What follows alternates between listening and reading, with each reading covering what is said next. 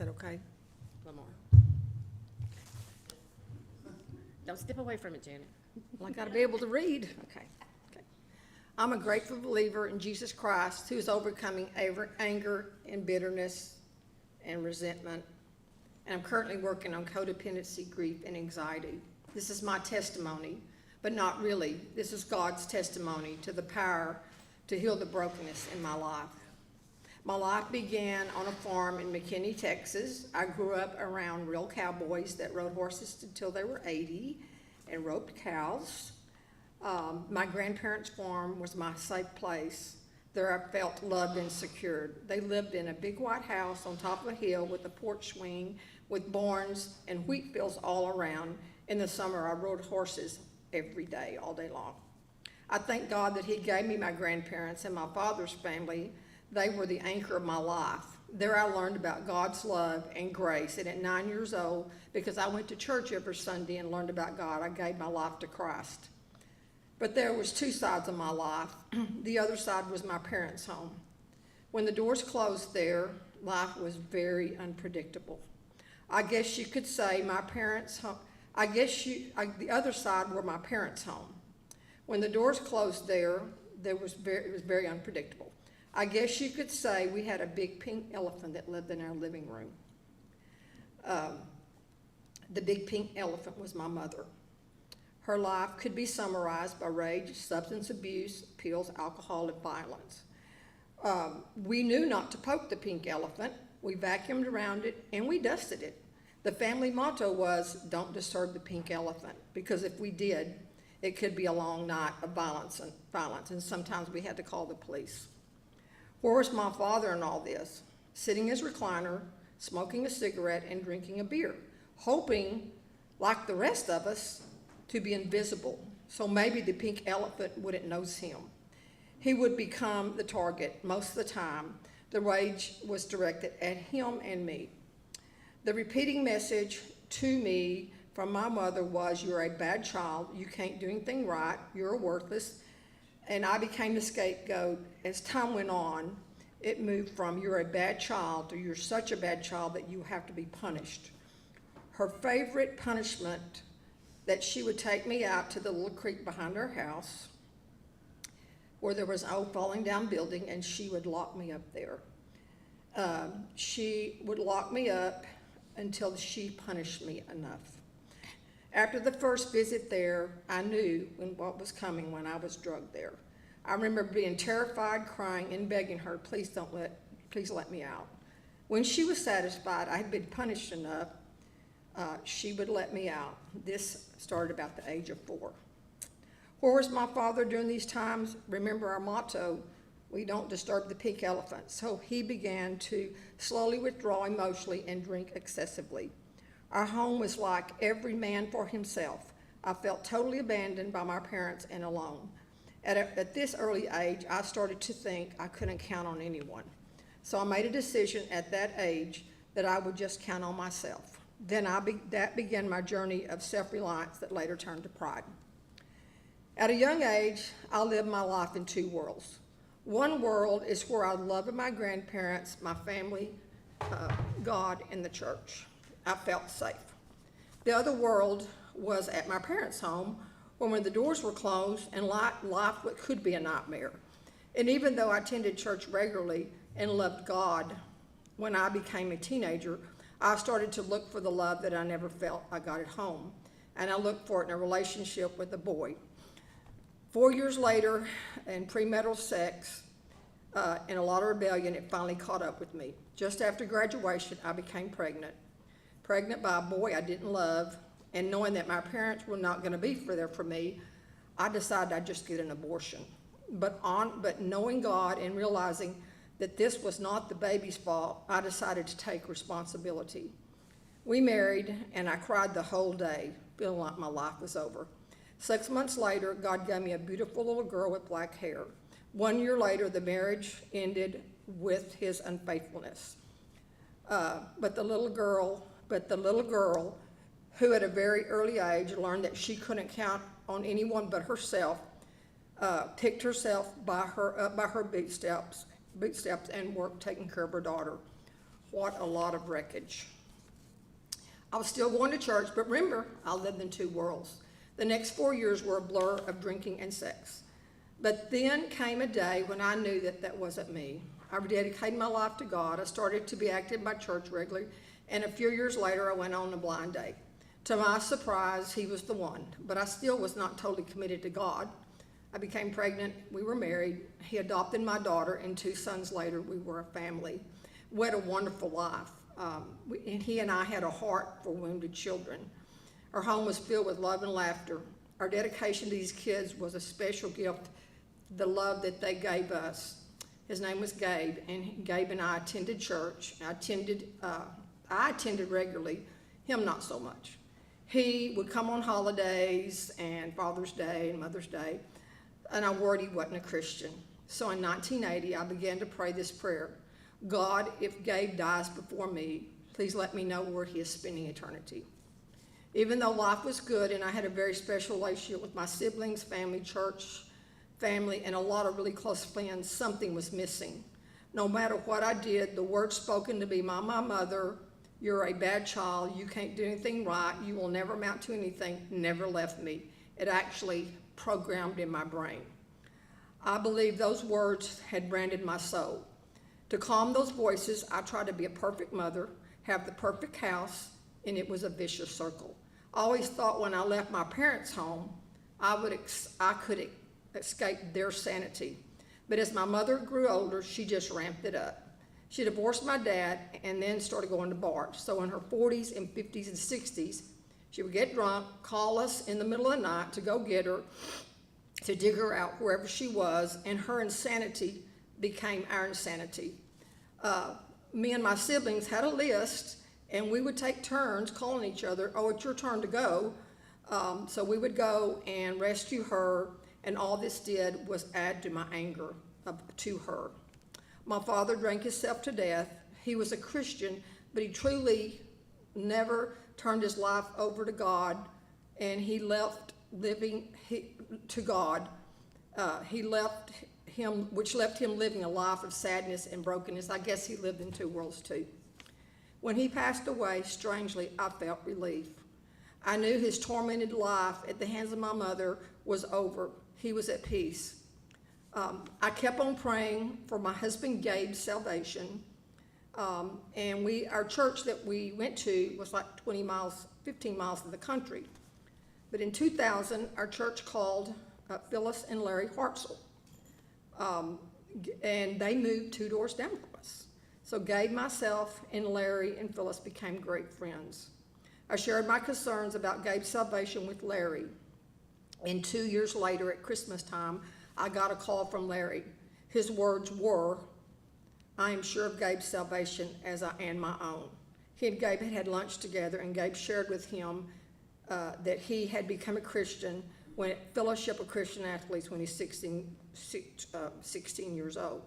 After 22 years, God answered my prayer. If you have a pen and paper, write this down. Never quit praying. God answers prayer. Almost a year to the day later, my husband Gabe passed away, 52 years young from a heart attack. We had taken our 21-year-old son out to eat for his birthday, came home, and Gabe died. This was I woke up to the biggest nightmare of my life. We had our daughter, our son-in-law, our 1-year-old granddaughter. My son had to drive home. He was 16-year-old and my other son just turned 21. I had never paid bills. I didn't even know if I had money to bury him. We were all devastated. After I came home from the funeral, my life was shattered.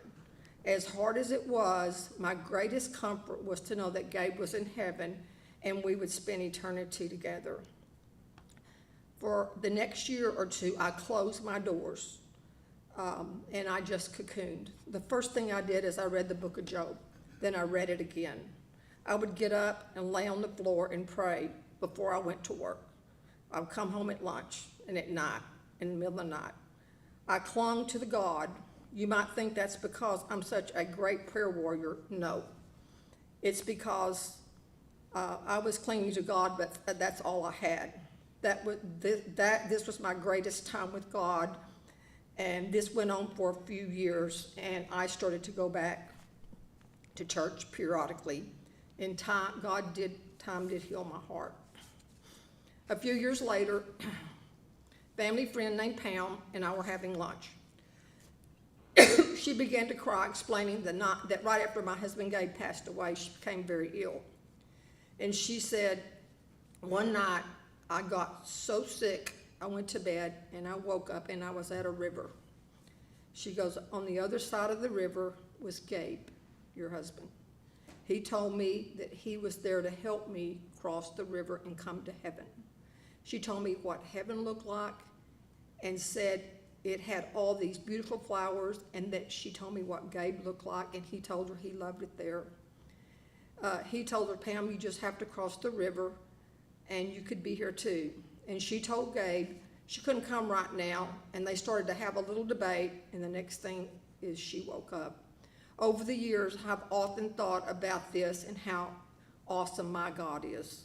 God that answered my prayer and then gave me a little bonus window to see Gabe in heaven doing what he loved doing here, helping people. I started attending church regularly at Cottonwood Creek, and the first Sunday I went to the couples class. Well, I cried the whole way home. You know, I'm not a couple anymore. So the next week, I went back to the senior women's class. I went home and cried even harder. I'm not that old yet. So Joe Patton was a singles pastor. And at 50 years old, he just kept following me around and asking me to come to singles class. And I made it clear that I'm never going to go to a singles class. I don't want to go to single. I want my life back. But they did have a Bible study, so I ended up going to the singles Bible study. And I began to meet single people who was in the same stage of me, my life. I met people like me who found themselves single at midlife. We would all sit around and talk about how we got there. Most people were there from divorces or broken marriages. One guy told his story, and his story was that he had a terrible divorce and a breakup with his wife, and he had 5 children. And when he described that, his wife, I made a mental note that reminded me of my mother, and I was never going to talk to that guy. And I remember that I made that mental note that I was not going to talk to him, and that because he had a bad divorce and 5 children. Well, never tell God what you're going to do, because Rick James and I got married 6 months later, and we have 8 kids. If you have a pen and paper, write this down. Never tell God what you're going to do, because God has a plan. We started our blended family with 8 kids. We've now grown the family to 8 kids and 14 grandkids. We moved to Anna, Texas, and went through Stephen Ministry. We started attending Melissa First Baptist Church, and they asked Rick to start Celebrate Recovery there. I remember he came home and told me that the church had asked him to start Celebrate Recovery, and we were going to do this together. And I emphatically told him that was great. I emphatically told him I emphatically told him starting a CR was great, but I reminded him that I had been a VBS director, taught children, taught adults, led through the Bible of the Year. I'd even been on a pastor search committee, and what in the world would a person like me be in CR? I wanted him to understand I was not one of those people. And so, being the wise man that he is, he said, I know you're not one of those people, but we need to do this together. So we started our CR with about 30 people, and we started out with a step study for the leadership. And to my surprise, the first little book we worked on was denial. I kept working in my denial book, answering the questions, but all the time really thinking, this is not working. And Rick kept asking me, how's it going? And I said, I don't think this is for me. I'm just answering the questions, but I'm not getting anything.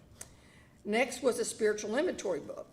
Everybody in the class was worried about doing their spiritual inventory, but not me. Remember, I don't need this. I quickly filled it out, but when I sat down with my sponsor to go over the inventory, I looked at it and said, I don't know who wrote this, but it wasn't me. All across my inventory page was anger, bitterness, resentment. I kept working the step study and finished the next 2 books. And God began to open my heart and help me understand and unravel all the pain that I had buried my whole life. The words spoken to me by my mother as a child, the words spoken to me by my mother as a small child that had continued all through my life left me wounded. Hurt people hurt other people. And what we don't forgive, we pass on. The greatest takeaway from my step study was I hated my mother. And the pain that I carried all my life was slowly going away as I kept working the program. That is 3, is 4. 2, I forgave, at 56 years old, I forgave my mother. I forgave her for everything she did. I forgave her because of the step study. God helped me to understand that only the hurt and pain, only in anger, only imprisoned me. 2 years later, our CR disbanded. We went to other CRs but never really got connected. The next 10 years were nothing but cycles of crisis. We were putting out fires either in our life or in our children's life. Remember, we have 8 kids and 14 grandkids. Count me and Rick, that's 24 people. And I've had people say to me, girl, you just can't make that stuff up. Step 1 says, I realize I'm not God, and I admit that I'm powerless to control my sin tendencies to do the wrong thing, and my life has become unmanageable. My life had become out of control, and I knew that I needed to get back to CR. So I Googled CR near me and found one in Bonham, Texas. I actually drove by this building and thought, well, it's an old building, but they got CR, so they got something going for us. I told Rick I was going to check it out, and the next week, Rick joined me. And guess what? They had been praying for someone to lead CR. We both got involved, and I became the encouraging coach. We started going to church there and later during the church.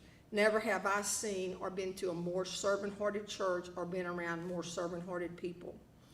Back at CR, I immediately got into a step study. I was in a real painful part of my life, what you would call a storm. The support from our group gave me a tremendous amount of encouragement, and God began to work where He had left off. I was struggling with forgiveness, bitterness, and unlifting pain that was being projected onto me. As I daily walked through the painful period, God began to remind me. As I look back on my life, God's greatest work He's done in my life has been through brokenness. Only through brokenness can God break me down, get me to take my focus off myself and cling to Him. God never wastes a hurt. He chipped away at my pride and self-reliance, and as God takes away another layer, I embrace that I have to forgive myself and others, and I know that recovery is a lifelong process. Now that I understand recovery is a lifelong process, and that God is the healer, but Celebrate Recovery was the vehicle. And going to church, learning God's word, and praying, and grow as a believer, I become more and more whole. I now see the two worlds different. I'm learning how it affected, how my childhood and my program affected every area of my life. And it caused me to become an angry, resentful, codependent person. And when someone would treat me that way, it triggered me, and the cycle just went on and on. It programmed me to live a life full of anxiety that I could not get rid of. I realized I hurt my children, and because hurting people hurt other people, I am making amends to my children, and I'm working on having peace in my life. I see my husband Gabe's death as the brokenness God brought into my life to prepare me for what He had in my recovery. It caused me to get the focus off myself, cling to God, so He could chip away at all this self-reliance. see. I now have more peace, better relationships, love myself and others, and I'm learning to forgive myself. See her as being the vehicle God used. As I close today, I look back on my life as a whisper. I'm still a lot like the little girl who used to ride horses all day. I thank God that at 9 years old, he saved my soul. Forever I'm a child of God. I believe before God created heaven and earth, he looked down and he saw that little girl. And he loved me so much that he decided to leave the throne of heaven, be born a virgin, live a perfect life of 33 years, die a cruel death on the cross, die, 3 days later arose and conquered death. One day he's coming back. If you knew today that this would be your last day, do you know where you're going to spend eternity? Don't leave tonight until you speak to someone if you don't know. Principle 8 says, yield yourself to God to bring good news to others. Until it's my time and God calls me home, it's my time to make my journey, and I make my journey across the river. I will take the towel that Jesus used to wash the disciples' feet in the upper room at the Last Supper before he went to Calvary, and I will serve and give back. If you have a pen and paper, write this down, because I am one of those people. To God be the glory.